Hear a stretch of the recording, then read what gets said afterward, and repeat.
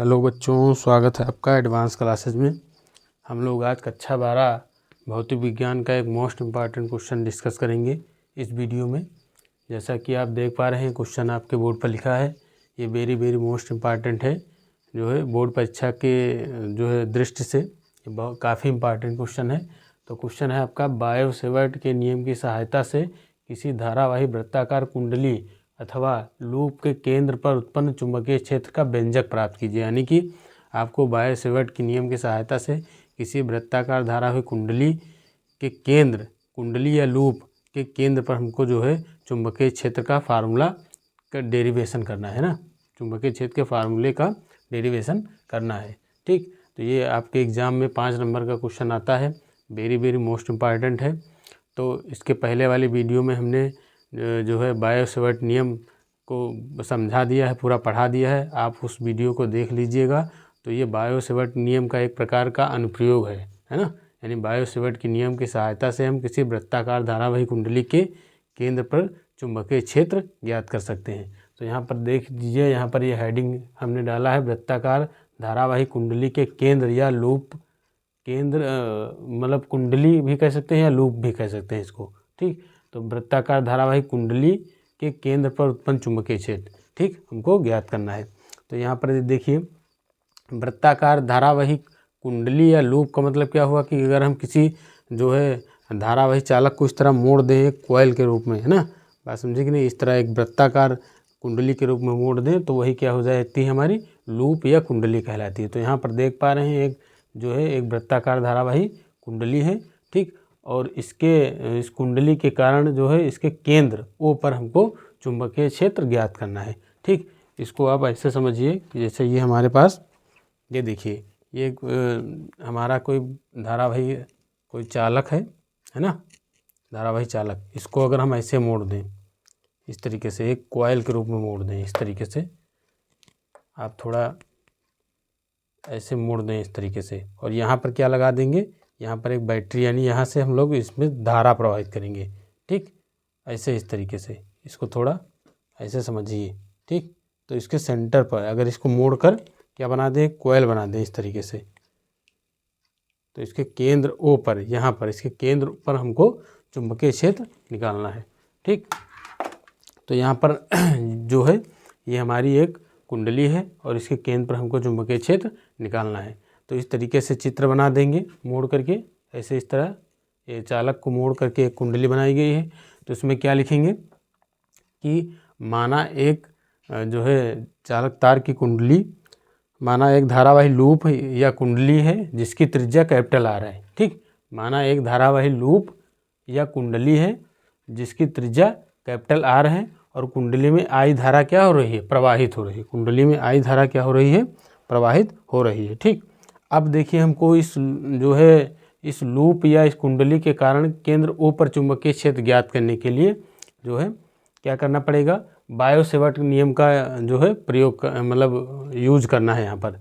तो बायो-सेवर्ट का जो नियम है आपने पढ़ा है, बायो-सेवर्ट का नियम कब लगता है, किसी पूरे चालक के कारण नहीं, उसके लिए हमको एक छोटा सा लूप, छोटा सा हमको धारावाही, मतलब एक प्रकार अवयव, लघु अवयव, है ना, बात समझे कि नहीं, एक लघु अवयव कंसीडर करना पड़ता है, छोटा सा, है ना, ये पूरे के कारण नहीं।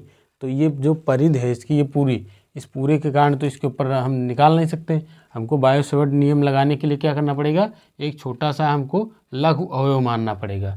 ठीक, बात समझे कि नहीं। तो ये पूरी परिधि के कारण नहीं, हम लोग क्या करेंगे, इतना सा एक छोटा सा जो है कंपोनेंट इसका ले लेते हैं, छोटा सा एक लघु अवयव ले लेते हैं। ठीक, क्योंकि आपने पढ़ा है बायो-सेवर्ट का नियम कब लगता है, कोई चालक का कोई खंड लिया जाता है, कोई छोटा सा पार्ट ले लेते हैं जिसे हम लोग लघु अवयव बोलते हैं। तो ये पूरा चालक की बात नहीं करेंगे, पूरे कारण नहीं, केवल इतना सा छोटा सा पार्ट ले लेंगे और उसकी लंबाई हम लोग कंसीडर कर लेते हैं डेल्टा एल।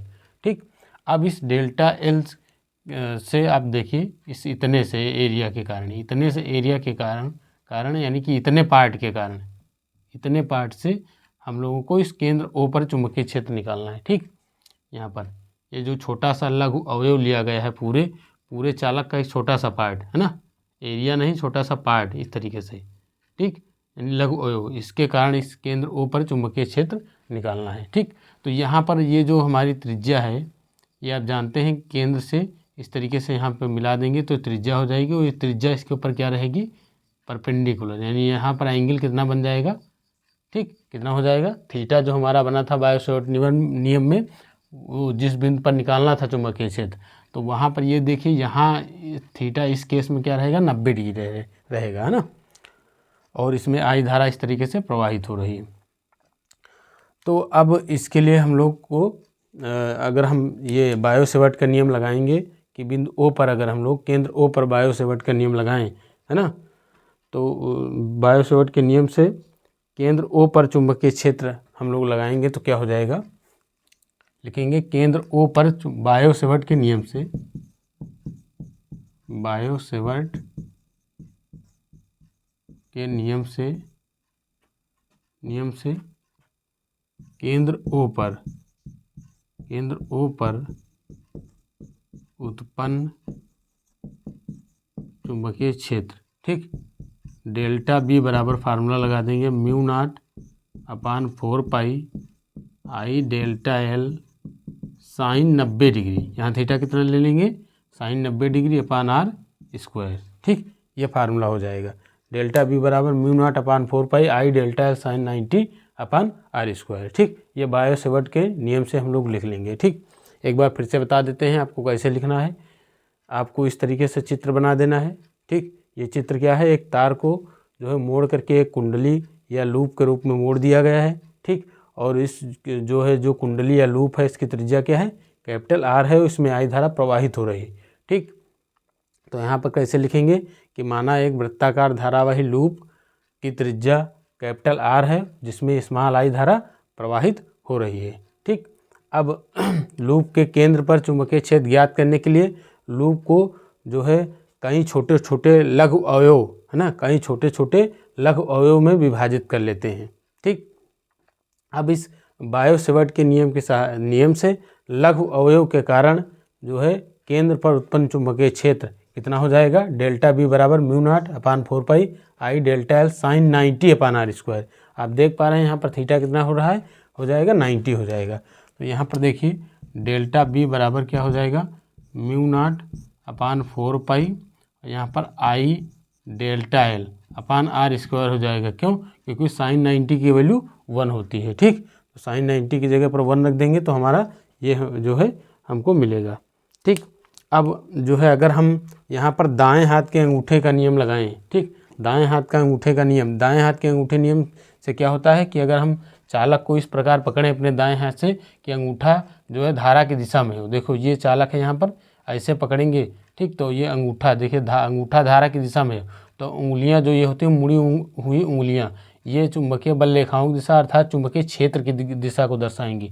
तो इस पूरे लूप के कारण चाहे जहाँ पर आप देखेंगे तो ये जो चुंबकीय क्षेत्र की डायरेक्शन होगी यहाँ पर इस जगह केंद्र पर या कहीं पर भी, तो वो कागज़ के तल के अभिलंबवत बाहर की ओर होगी, है ना, और हर जगह क्या होगी, समान होगी। यानी कि अगर हम पूरे लूप के कारण चाहे जहाँ पर अगर हम देखें तो बिंदु ओ पर यानी केंद्र ओ पर चुंबकीय क्षेत्र की दिशा क्या होगी, अभिलंबवत जो है बाहर की ओर होगी। इस तरीके से कहीं पर भी आप लगा के देखिए।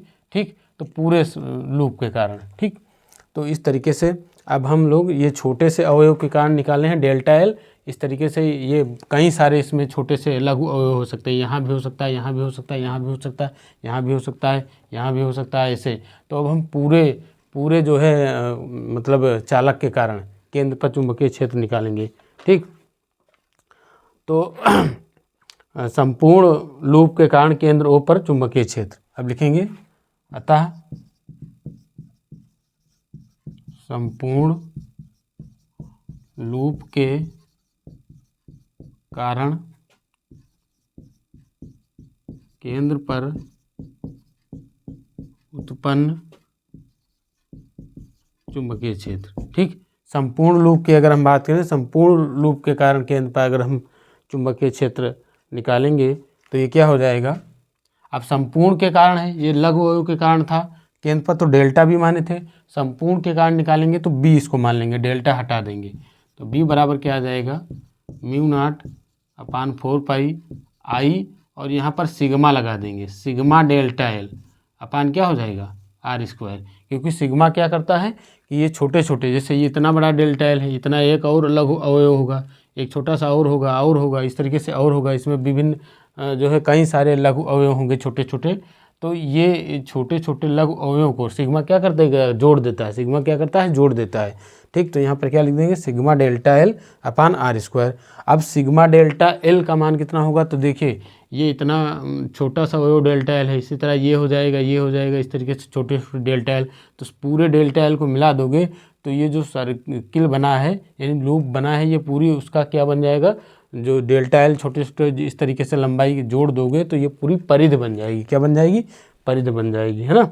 तो यहाँ पर डेल्टा एल के स्थान पर कितना रख देंगे हम लोग, 2 पाई आर, क्योंकि वृत्त की परिधि क्या होती है, 2 पाई आर होती है। ठीक, तो यहाँ पर कितना रख देंगे, 2 पाई आर रख देंगे। तो b बराबर हमारा हो जाएगा म्यू नॉट अपान 4 पाई हो जाएगा i इंटू 2 पाई आर रख देंगे। क्या रख देंगे, 2 पाई आर। आर क्या है, लूप की त्रिज्या है। ठीक, 2 पाई आर, और नीचे यहाँ पर कितना था हमारा, आर स्क्वायर। तो देखिए आर, एक आर से एक आर क्या हो जाएगा, कैंसिल हो जाएगा, पाई से पाई कैंसिल हो जाएगा, 2 एकम 2, 2 दूनी 4 हो जाएगा, इस तरीके से। तो हमारा b बराबर फार्मूला क्या बना, म्यू नॉट आई, ऊपर कितना बचा, म्यू नॉट आई अपान नीचे कितना बचा, 2r। ठीक, क्या हो जाएगा, b बराबर mu not I upon 2r। तो ये हमारा जो है वृत्ताकार धारावाही कुंडली या लूप के केंद्र पर, है ना, वृत्ताकार धारावाही कुंडली अथवा लूप के केंद्र पर उत्पन्न चुंबकीय क्षेत्र का फार्मूला आ गया। ठीक, और मात्रक इसका क्या हो जाएगा, न्यूटन प्रति एम्पियर मीटर, न्यूटन प्रति एम्पियर मीटर भी लिख सकते हैं, या वेबर प्रति मीटर स्क्वायर, या गॉस या टेस्ला, 4 मात्रक आपके चुंबकीय क्षेत्र के होते हैं। ठीक, तो इस तरीके से हमारा ये फार्मूला आ गया, b बराबर mu not I upon 2r। b बराबर कितना आ गया, mu not I upon 2r। अब मान लेते हैं कि अगर इस लूप में n फेरे हैं, इस लूप में कितने फेरे हैं, जो है n फेरे हैं टोटल। तो यहाँ पर अगर n फेरे हैं तो n से क्या कर देंगे, मल्टीप्लाई कर देंगे। ठीक, यहाँ पे लिखेंगे कि यदि लूप में n फेरे हैं, यदि लूप में कैपिटल N फेरे हैं, यानी कि लूप जो है कैपिटल N फेरों से बनी एक कुंडली है ना। तो लूप में n फेरे हैं तो चुंबकीय क्षेत्र क्या हो जाएगा, b बराबर क्या हो जाएगा, mu not an I, n से मल्टीप्लाई कर देंगे, म्यू नॉट एन आई अपान क्या हो जाएगा, 2r। तो ये हमारा जो है फार्मूला आ गया, b बराबर mu not an I upon 2r। ठीक, तो ये हमारा क्या हो गया, इसका जो है केंद्र पर उत्पन्न चुंबकीय क्षेत्र का व्यंजक प्राप्त हो गया। ठीक, तो इस वीडियो में यहीं तक बेटा जो है इसको देख लीजिएगा। मोस्ट इम्पॉर्टेंट क्वेश्चन इसी तरीके से पूछा जाता है, जैसे यहाँ पर देखिए आप क्वेश्चन लिखा हुआ है और ये 5 नंबर में आएगा इस तरीके से पूरा डेरिवेशन। तो इसको कई बार कर लीजिएगा, तैयार कर लीजिएगा एग्ज़ाम की दृष्टि से। आगामी बोर्ड परीक्षा 2025 में जो है कक्षा 12 भौतिक विज्ञान का ये मोस्ट इम्पॉर्टेंट क्वेश्चन है। इसको जो है कई बार देख करके पूरे एंड तक वीडियो यानी पूरा वीडियो देख करके तैयार कर लेना, इसको नोट कर लेना। ठीक, और बेटा वीडियो पसंद आया होगा तो लाइक कर दीजिएगा, और अगर कोई दिक्कत होगी तो कमेंट कर दीजिएगा, और इस वीडियो को शेयर कर दीजिएगा, और बाकी चैनल को सब्सक्राइब कर दीजिएगा ना। चैनल का नाम क्या है, एडवांस क्लासेस। ठीक, तो चैनल को सब्सक्राइब कर लीजिएगा। ठीक, बाकी पूरा ये तैयार कर लीजिएगा। बाकी जो है अगला जो अनुप्रयोग होगा, इसके ये कुंडली है, अभी इसके केंद्र पर निकाला हम लोगों ने इसमें चुंबकीय क्षेत्र, अभी इस कुंडली के अक्ष पर चुंबकीय क्षेत्र अगले वीडियो में हम लोग डिस्कस करेंगे। धन्यवाद।